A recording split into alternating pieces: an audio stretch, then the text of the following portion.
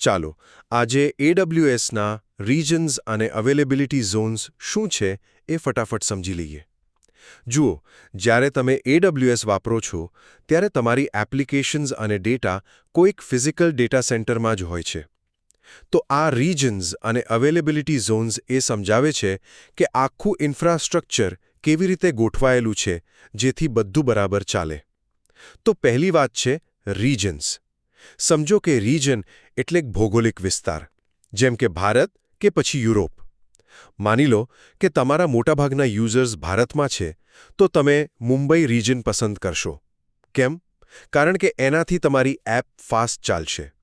અને હા, ક્યારેક અમુક દેશોના કાયદા હોય છે કે ડેટા દેશની બહાર ના જવો જોઈએ. ત્યારે પણ આ રિજન્સ બહુ કામમાં આવે છે. હવે બીજી વાત, અવેલેબિલિટી ઝોન્સ, જેને AZs પણ કહેવાય છે. આ બહુ જબરદસ્ત કોન્સેપ્ટ છે.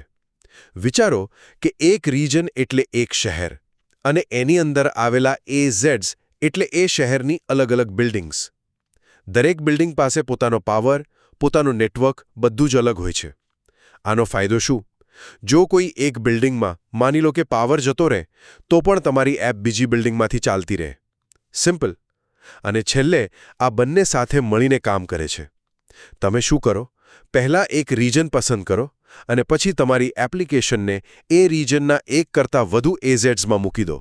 બસ આટલું કરવાથી જો કોઈ એક જગ્યાએ પ્રોબ્લેમ આવે તો પણ તમારી સિસ્ટમ ડાઉન નહીં થાય.